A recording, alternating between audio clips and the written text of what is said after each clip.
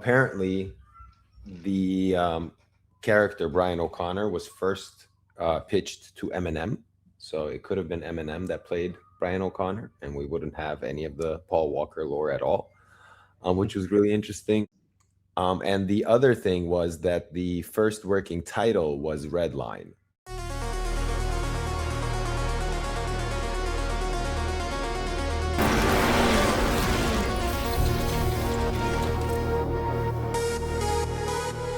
We are back for episode 38 of the Money Shift podcast, and I've got my two co-hosts here hanging out today. We've got Slava and Gary, and we're going to be chatting a little bit about all of the recent news that's come out about the Fast and Furious saga.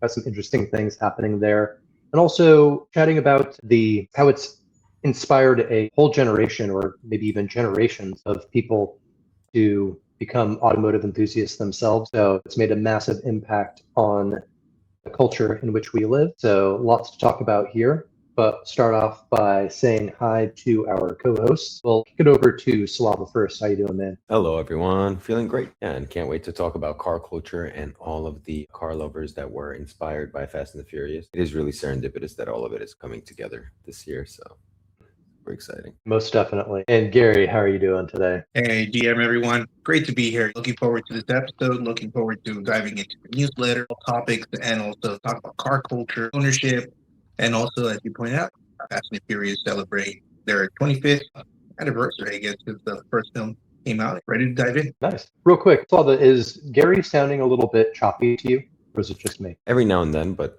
that wasn't too bad. Okay, cool. Just double checking. Might just be on my end. All right. Well, we've got some people joining in. Of course, we've got Phil hanging out with us. Hey, One of Phil. our good friends always stops by, so appreciate that.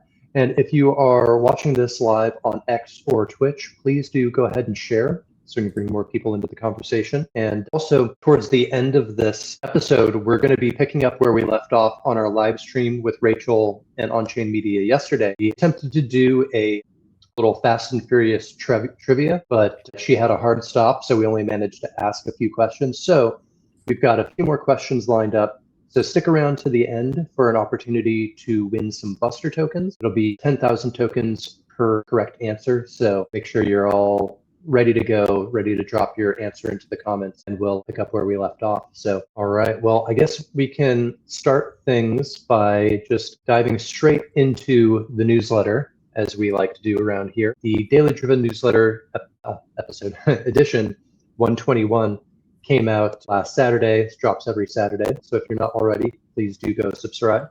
This was an open edition, so every fourth issue that we release is fully readable whether or not you're a subscriber. So if you do like what you've read, please do go ahead and subscribe. And if you're already a subscriber, we'd really appreciate you sharing this with other automotive enthusiasts in your family and friend network and help us build our audience. So in this issue, we had featured a very nice NSX, Honda NSX, not the Acura, that recently went to auction on Bring a Trailer. And unfortunately, it did not meet the reserve. But when you see the valuation of this car in this echelon, you'll see why the reserve was set to what it was, or at least what we can speculate it was. But I guess first things first, if you don't know what the Honda NSX is, or Acura for that matter, this was what a lot of people lovingly referred to as the poor man's Ferrari, which I think is ironic because now this car, the value of this vehicle is more than most Ferraris of its age. So it's now become the rich man's Honda. And this thing was really ahead of its time. Not a lot of people know this, but the NSX was developed in collaboration with Ayrton Senna. So he had a lot of input on what made this car such an amazing driver's car. And the NSX-R model that we're showing here was basically their stripped down race trim. So it was lightened up. I believe most of them didn't even come with a radio, if I remember correctly, and really just set up to be able to take out on track right away. This particular vehicle had, I want to say, 77,000 miles on it, which is incredible for a 1993, and which is, I guess, also ironically, roughly the same amount of miles that's on Paul Walker's Ferrari that we have in our collection. So I thought that was interesting. And the auction completed unsuccessfully at $243,000 for this car. But when you actually look at other comparable NSX-Rs with similar mileage, they're going for closer to $500,000 versus $250,000. So this is one of those, dare I say, blue chip JDM collector cars that I think is really only going to continue to appreciate in value as the years go on. And let's see, I think I have in here also that the total amount, how do I have it? Only 483 NSX-Rs were ever produced. So very rare, very collectible, and amazing vehicle. Of course, we've got in the Buster Space Meditations, we feature the NSX there as well. And we'll go ahead and skip past some of these other articles because heck, we just want you to go read it for yourself. But the big news that we're touching on today is everything Fast and Furious. So in issue 121, we had shared the news that the original Fast and Furious movie is officially hit its 25th year anniversary, which is wild because I actually still remember seeing that movie in theaters. I don't know about you guys, but I was a senior in high school when that movie came out. So feels like just yesterday, but it was 25 years ago, which is wild. Where were you guys at when this movie came out? You don't have to give away your age, although people It was about that time. It was high school times, definitely. Sorry, Gary, did you say something? I didn't want to interrupt you. No, it's fine. No, I was probably in high school, just as Rex pointed out. It was a moment in which I guess there was an underground scene, and this actually right after it came out, literally the next day, everyone started talking about cars and buying all kinds of car magazines on local. I don't know if you guys remember the 7-Elevens where there was the magazine, the rack that you can. Oh, totally. Like Super Street and was it Import Tuner? Lots of those. Exactly. So it made everyone the following day just start purchasing those and looking at cars. I remember that. So I can still remember the impact it had when it came out. Oh, I was so excited because that was the time that I was getting into racing myself and just saw the message come through from Justin. So I guess our audio is okay. It's just me. I was getting into racing myself, although I was doing like SCCA road racing, and a lot of the other car guys in my area were all into the late night illegal street racing type of thing, which wasn't my jam. I always looked at that as just a battle of pocketbooks. It was who had the most money to throw at their car. So of course the rich kids in town always had the fastest car, which at the time these were all, let's say, like late 90s Mustangs or Camaros or JDM cars. And it was a feat to have a car that was pushing 400 horsepower. Not like today where you can buy a car with 700 horsepower and be faster than most things on the road. So at least the thing we had going for the culture back then was you had to put a lot of work and a lot of money into your car to make it fast. And it may have participated in some illegal street races. I think it's past the statute of limitations on that, so I can probably get away with saying it. Everyone wanted to get a Golf GTI and start modifying it. That's actually what I had. I had a Jetta GLI, a sedan version of it. Exactly. Yep. Wanted the Volkswagens because they were easy enough to modify, and then I guess cheap enough in the price range to be able to get the power out of it that they wanted. Exactly. Very light as well. So not a bad base car to start with. And that's what I was racing in SCCA and managed to be pretty competitive out of the gates. It was in the same category as the M3s, BMW M3s of that era, and was able to be competitive in my little Golf Jetta GLI against some much more heavy-hitting cars. So it was a good time. Good time for car culture. But I think this franchise as a whole has gone a long way to inspire a lot of people to get into cars. The first few movies were a little bit more focused on the car scene, and then they turned into more all-out action flicks later on in the series. Still a lot of fun, but I think one of the reasons why, and we talked about this before, Slava, that you like Tokyo Drift the most out of the series is because it felt like the original film. It was more of that underdog story and not as high as stakes. It's not like they were saving the world or trying to take down some criminal mastermind. It was just a kid that got in over his head and had to fight his way out. And so I think that's one reason why that movie has also managed to be one of those fan favorites as well, even though it was a bit of an offshoot of the Fast and Furious franchise, introducing Han's character, who ended up being a regular in the series. But see, big news in conjunction with its 25th anniversary is that it is being featured at the Cannes Film Festival in the south of France, and I believe is it today or tomorrow that they're doing the midnight showing of the film? Sure, it'll say in here. Today, May 13th. Yeah, Would you look today. at that? It's exactly, I think, 25 years, so it should be today. So I think that's a really fitting way to honor this movie that's had such a cultural impact. And we even have video here of some of the cast showing up at the film festival. Got Vin Diesel, of course, and Jordan Brewster, who was Mia in the films, Meadow Walker, and then, oh my gosh, I always forget her name, Letty. It's great to see that the cast is getting together, right? And it's not just one or two, but it's the whole Or a lot of the original cast. And a lot of the original cast that they are participating in this celebration of this iconic film and also, I guess, moment in car culture, right? So it's great to see that. And I'm sure that can't wait to see some of the other stuff, And I think we're going to be talking about it too, a little bit more of what Vin Diesel is creating around the Fast and the Furious. It seems like it's getting a real resurgence. And so it makes sense that they would have the honor of showing it here at Cannes. But the other big news is that there is going to be a Fast and Furious TV series that's being developed for Peacock. And Vin Diesel is the executive producer, if I remember correctly, for it. There's a little bit of confusion here. I'm curious to see what the truth is. 4 shows. Oh, we all got dropped. Try this again. You guys seeing me? Okay. No, it was me or you. I was like, oh no, I'm gone. I don't know what's going on with that. But so Vin Diesel had announced that there's actually going to be 4 shows that they're producing. But then people that are part of the project said, let's see if we can find it here in the article. So, well, Diesel said that 4 shows were in the works. An individual with knowledge of the situation confirmed it is, in fact, only 1. So Vin Diesel is also the executive producer. Maybe he knows something that this other insider doesn't.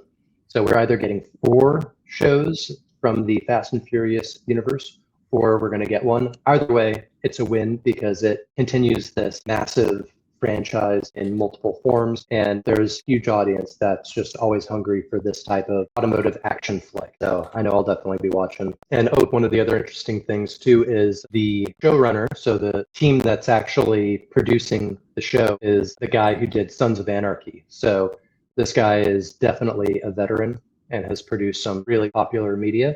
So I think that it is in good hands if he's taking the lead on this show as well. That's great. I think everyone loved Sons of Anarchy, so I think it should be good to have him because it's in that same vein where it's like freedom of that vehicle, motorcycle, or car, and still that edgy good guy in that edgy world feeling that Need for Speed had as well. Need for Speed, I said Fast and Furious had. I know what you meant.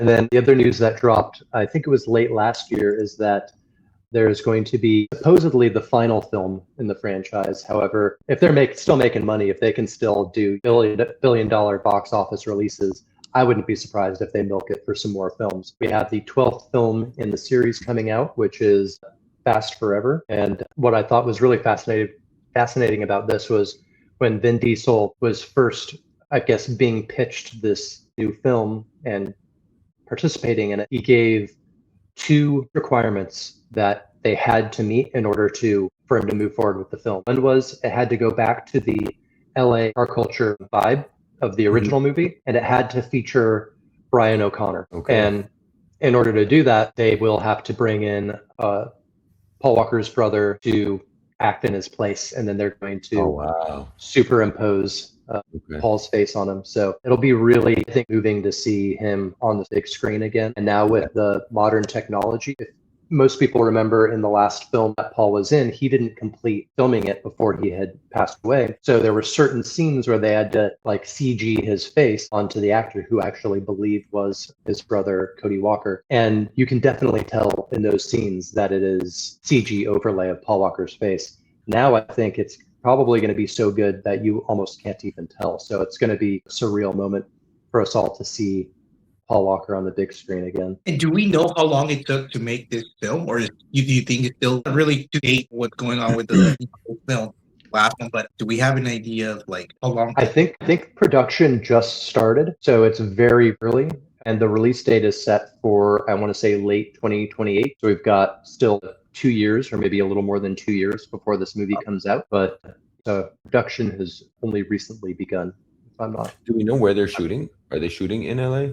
I think they're shooting in LA. And then let's see the other related news. Let's see if I get this pulled up yet. But we also have the documentary coming to Netflix this year called Driven. There's no connection there, just a coincidence. Driven, the Paul Walker story, talking about the life of Paul Walker. And I think it's just like a perfect confluence of events going on right now for Fast and Furious franchise to regain mind share in popular culture, and helps us because our brand in a lot of ways has been designed to pay homage to Paul Walker and the Fast and Furious franchise. So it's just so great to see all of these pieces falling into place at the same time. See if we actually have a date on here. So it's scheduled for a 2026 premiere. Looks like there's no mention. Let me ask. Let's see. That's funny. This AI seems to think it came out in 2001. That is definitely not correct. It looks like there's no hard date yet. Let's see. It says May 2025. Netflix has officially announced it. Premieres in 2026. Okay. But is there a day? Let's see. We got a few comments from the audience. Justin says the old ones are definitely better.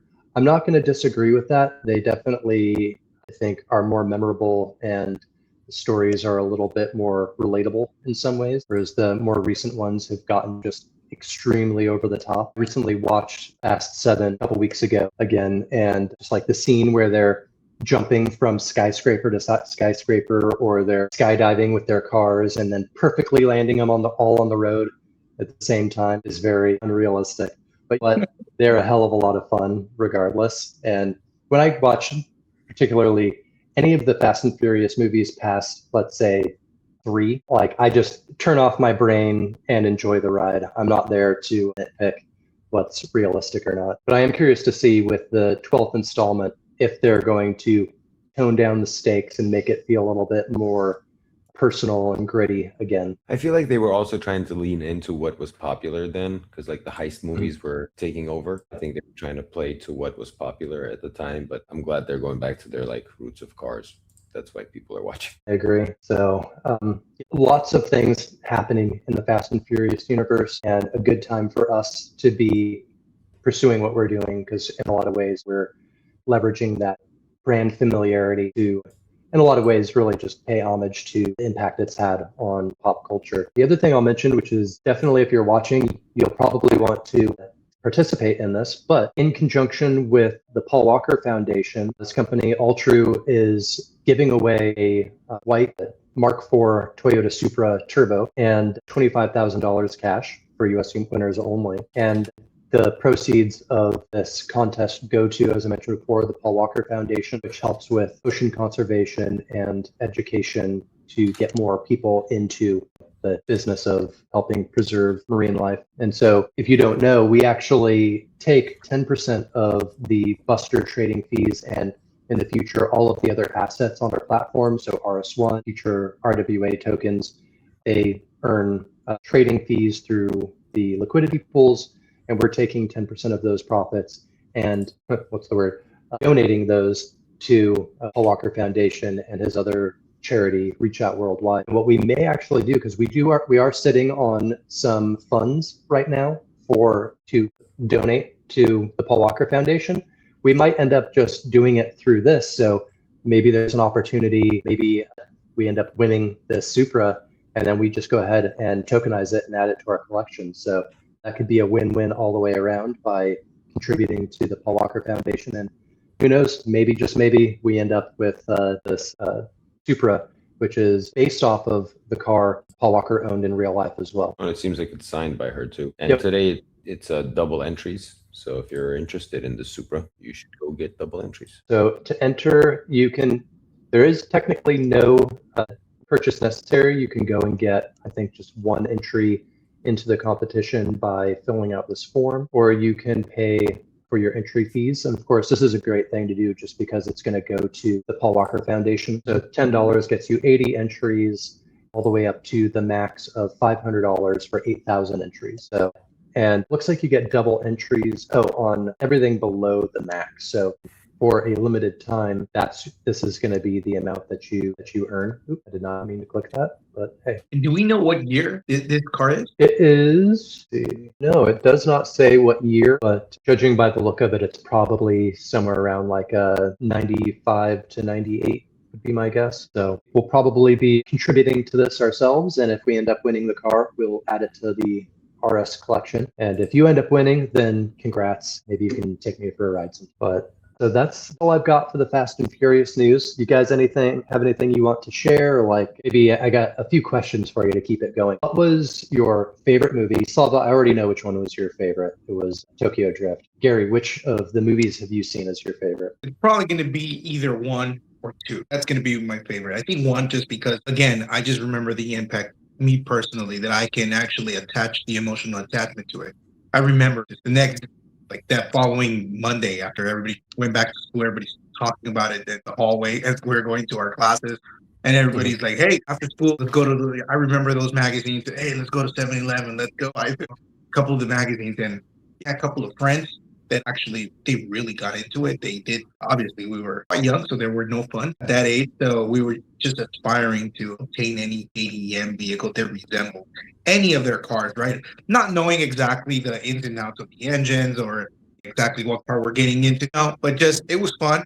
So for me, once again, I think 1 and 2 has got to be probably the most impactful. And I think because also the cars, it was all about the cars. So I think that's what made it more of an impact. That makes a lot of sense. I remember after watching the first movie for a week, I was driving like a maniac everywhere I went, just imagining myself Brian O'Connor street racing. What was your favorite car from the movies? Like if you could own any of them, which one would it be? Ooh, that's a tough one. You have to give me a minute. I like the MR8. I've always liked the Eclipse, like the Mitsubishi MR8, the Evo, the red Evo that was in. Oh, you said Eclipse and then you said Evo. Well, so Lancer Evo. Yeah. Sorry. So I don't know. I've always liked that car. I felt like it always punched above its weight class, I would say. And I'm more Mitsubishi than Subaru. So I hear you there. It just occurred to me, I think it's interesting that in the first movie, the first car he drove was a green Eclipse GSX. And then in the second film, it was a green, hold on, was it in Too Fast, Too Furious? It was a green Evo. That's right.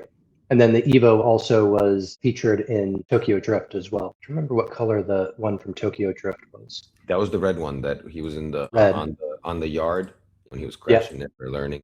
That's the exact one I want. I want it in red. I really like that car. I don't know, just like back roads in that car feels a little more fun than like even a Lambo. So like I always said, like if it was an open road and I'm able to drive, then like the Diablo is my favorite car just because of Need for Speed 3. Like the Diablo was like the go-to car for me. I didn't even like the Diablo SV. But like back roads, if they're like swervy, I feel like the Mitsubishi is more fun. It's just too heavy. Oh, Gary, do you want to share with Slava what you've recently learned about the Lamborghini Diablo? The one thing is the headlight, same as the 300 TX. I didn't know that. I reposted that recently too. That's crazy, isn't it? I guess the Nissan love continues. You're correct. We were joking that that would be the cheapest part to replace on the Lamborghini Diablo would be the headlights because they're actually from a Nissan. But that's really cool. So to answer your question, for me, it was forget the first character's name. He was the antagonist. Well, either way, it was the Honda S2000. Oh, the S2000 from the first film. Correct. Where they're at Race Wars. Correct. That thing was nice. Belonged to the antagonist. I don't know the character. I can't recall right now. All right, I don't remember his name either. I would say for me, it was probably and you guys know where my heart lies with cars. It's going to be a Nissan. It's probably the blue GTR from the third film that he drove. Everybody knows the silver one with the blue stripes, which was in Too Fast, Too Furious, if I remember correctly. But I just love the simple blue, Bayside blue R34 from the third film. That would be my choice. Always gorgeous. I feel like maybe the Skyline was a little more disconnected for us as high school kids because like, you couldn't really find one on the street. Like there was no. They were impossible to find. I mean, in the early 2000s, the only place you could get them was from a company called Motorex. But they got in trouble because I remember they were swapping VIN plates and were doing some really shady shit that ended up getting them in trouble and getting them shut down. You couldn't legally buy an R34 GTR until just a few years ago. That makes sense. That's why they weren't as popular on the streets. You just couldn't get them. Well, So- I'm looking forward to the promotion events. Do you remember what the promotion events were like before for Fast and Furious? I do. When the release when the release dates would come out and any new movie would come out, they would like lock down some like track, and it would be usually a concert associated with a bunch of like burnout sessions or drifting, and like I'm looking forward to that. Like I feel like that's been missing a little bit in what Hollywood's been covering and whatnot, so I want those events back. That was a lot of fun. I would not be surprised at all if they do that, and I could totally see them doing it in conjunction with Fuel Fest, because Cody Walker is involved with organizing. I don't know if he started it, but I know he's involved with organizing Fuel Fest, which is, I want to say they do 4 events around the country every year. Maybe wrong about They're that. doing a whole world tour this year. Oh, world tour. They're doing a world tour. So right now, by the end of the month, there will be here, I think it's Southern California. And then right after that, they will be in either Florida, then they'll be in Tokyo. And it seems like a lot of that crew is reactivating themselves in the car scene, and it's been multiple event thing that's happening now, where it's like Han has that the Drifter movie that he's Drifter movie, exactly, the Driven documentary that's coming out, Kane's festival now showcasing the 25-year anniversary, and everything else that's on the horizon. Seems like they're all pulling in the same direction now. Looks like they even do work with Reach Out Worldwide too, which is awesome. But great. Let's see if we can get this scheduled. We should reach out to them for their events. Be like, dude, we will just add your events. You guys do good stuff. Oh, definitely. We need to get all of their events on the map and see what we can do to work with them. Next up is in the Bay Area. It's like it's in Bay Area. Alameda. And then after that is Southern California. So that'll be Orange County Fairgrounds. Oh, that'll be awesome. I used to live walking distance from there. That'll be a good one. Anytime you Gary, say that's Alameda, right in your backyard. FTX. What was that? Anytime I hear Alameda, I only think FTX. Oh my gosh. that was the first thing that popped in my mind. Gary, you should go to the Orange County one. Absolutely, that's going to be a good one. And I think We it's gotta only get you one out day. there. It's only one day, but it's going to be a good one. And the whole festival is not just, I'll say, an event. It's a whole event. They have music. There'll be performances. There will be some exhibitions, some races. I think there will be there. Dude, drifting. Awesome. So I like to see that because it's a variety of a whole. It taps into the whole car culture. I don't know, branches of car culture and enthusiasm. So I think it's going to be a really good one, and I can tell this one's going to be really packed. It's going to be a lot of people there. So definitely get a chance. I'll definitely be going there. All right. Well, I'll get your ticket so that way you have to go. Absolutely. Why don't you get me much better ticket of the following one? It's going to be, I think it's in Tokyo after that. I'll go. I don't know if we can afford that one. Sorry, brother. Flight on me, just the ticket. Oh, you'll get the flight? Oh, okay. He'll go to Tokyo. No, I'd say, actually, let's check it out. When is Tokyo? Maybe we just do a team meeting there. There you go. Yeah, I don't speak Japanese, but I was going to say, come on, Rex, read for us. see if it'll actually. Gotta get And it's interesting because so that doesn't help I'm me at sure all. if you scroll down, there you go. And given in place that we talked about the 25th anniversary of the film, also, I want to tie into the 25-year rule that the U.S. has in place. Do you recall what cars were, which models were available after they implemented that law? Well, I think right now, so that would be 2002 model year cars are available under the 25-year law. So we've got, of course, the GTRs now available, or any of the Skylines for that matter. The Nissan Stagea, the S15 is now available as of last year. I think the S2000 started around 2002, so you can get like a right-hand drive S2000. The Mitsubishi Evo Lancer 7, if I remember correctly, would be available now this year, and tons of others. There's so many cars that were released in Japan that we never got here in the US, so it'd be quite a long list. You get like the DC5, Honda Integra, lots of good options. And speaking of Fuel Fest, we are preparing for some of our team to go to Plush Motorsports Festival, which is very similar to the Fuel Fest, next week. So we're going to be out there 22nd and 23rd, so Friday and Saturday for that event. So if you're in the Denver area, we'd love to have you come out and meet up with us out there. We'll have Paul Walker's Ferrari on display, as well as a few other cars. I think we'll have maybe a couple of R34s, maybe a Nissan Pulsar GTI-R, or maybe an S15. And then we're also going to have a little VIP lounge as well. So if you are a Buster holder or an RS1 holder or a key holder, you'll be able to come out of the heat, get into our VIP lounge inside of our RV, get a cold beverage, and hang out with the team there. So these are some of the perks you can expect when you come meet up with us at these events. Is get a little VIP treatment for our community members. So if you are in the Denver area and are interested in going, go ahead and hit us up and we'll coordinate to meet up with you there. But what do you say we go ahead and jump into our trivia, and then we can start to wind down today's podcast? Let's do it. Do it. Let me just take a quick peek and see. We've got 60 viewers currently on X. Don't know how many we have on Twitch, but if you're watching us now live, time to pull up the comments and try and drop your answers. So you've got 7 questions left. We had 10 questions lined up for our live stream with Rachel yesterday and only managed to get, I guess, 5 questions out and 7 answers before we had to end the live stream. So we're going to pick up where we left off. And the first question in this trivia game is the one that we asked yesterday, but nobody managed to get right. So that is, in the first movie, where is Brian O'Connor originally from? Let's test either your Fast and Furious knowledge skills or your ChatGPT skills. Either way, first person to get the right answer. Exactly. Yeah. Sure, we give them. Oh, Junkie said Florida. No, Florida is wrong. Not Sorry, Florida. Junkie. He's just gonna shout out all the states. You guys better start shouting. All right, let's see it. So He's gonna win. Not Florida, not Miami. the streets. Nope, sorry. No. All right, guys, where was Brian O'Connor from? It was on his license plate. On his license. That's where you first saw, like where he shows his license is where you see where he's from the first time. And it's not California, Phil. You said that yesterday. It's a simple Google search away. All right. You want to shout out a couple of others, and then depending on who answers which one first, I'll keep an eye on the comment. All right, cool. We'll move on to the next.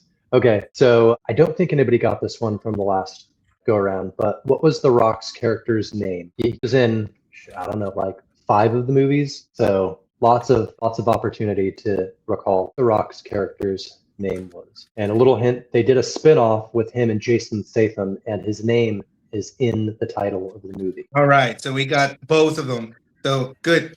Bill got the answer for it. It's Arizona, and the Space Junkie, he got Shaw.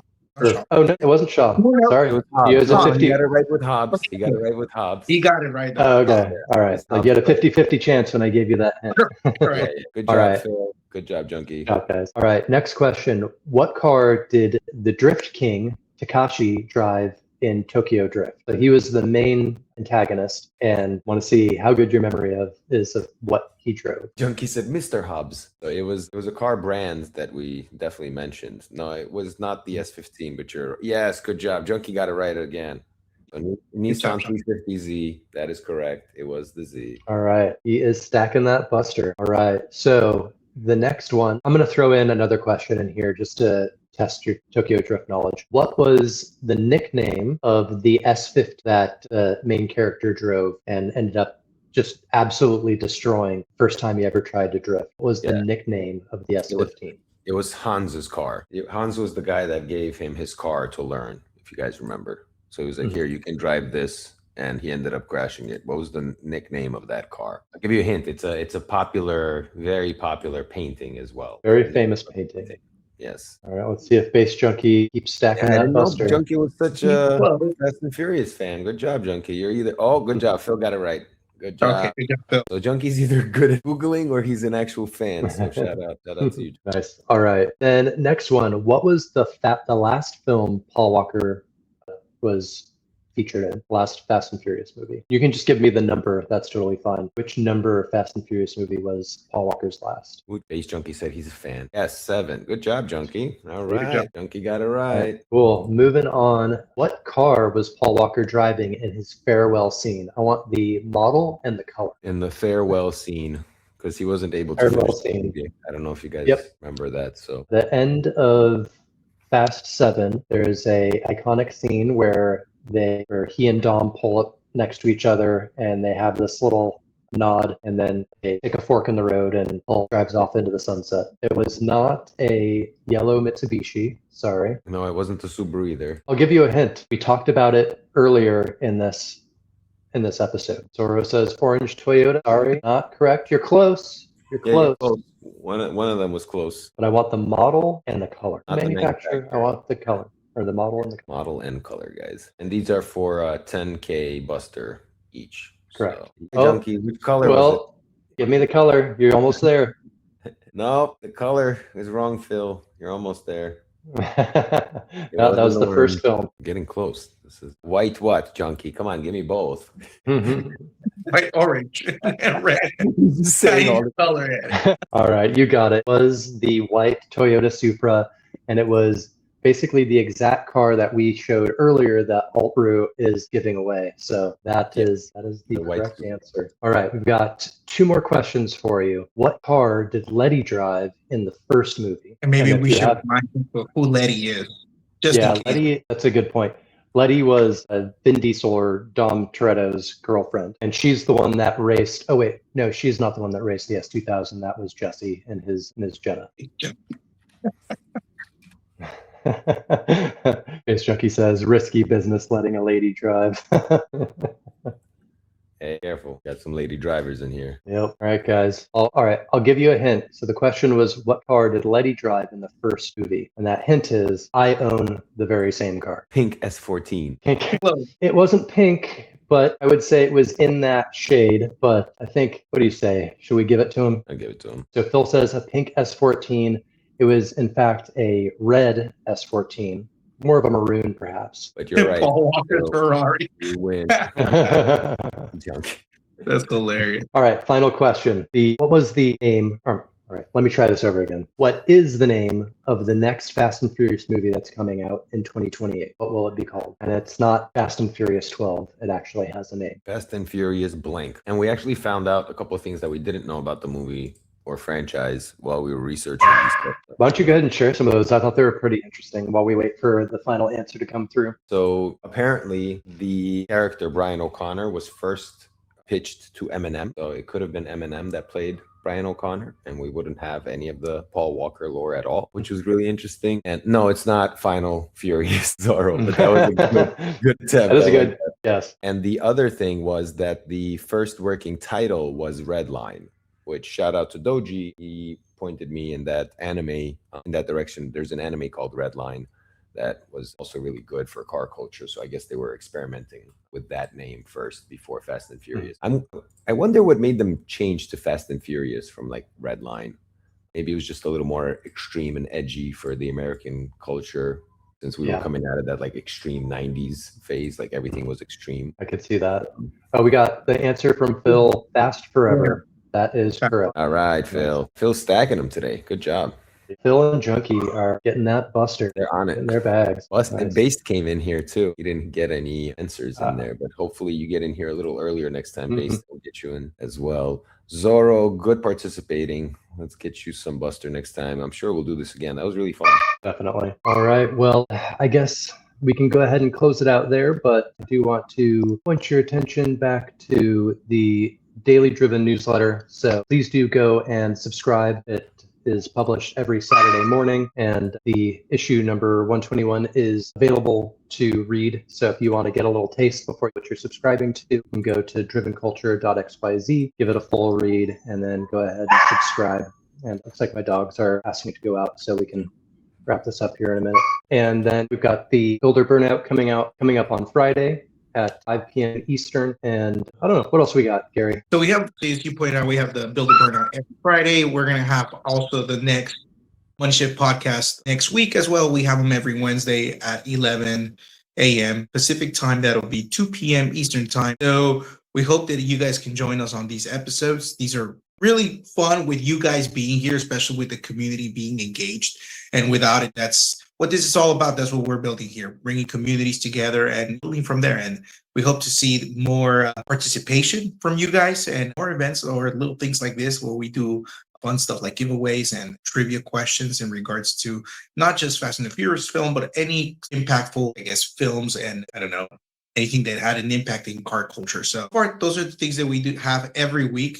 And we hope that you guys also join our Discord. Make sure that you join. If you have any questions, let us know. We're always there. And with that, I give back the mic to you guys. I think you hit all the high notes there. So thank you, Gary. And so we'll catch you again next Wednesday or Friday if you want to come hang out with us on X for the Builder Burnout space. So until then, enjoy your week and we will see you inside the Discord server. All right. Cheers, everyone. Cheers.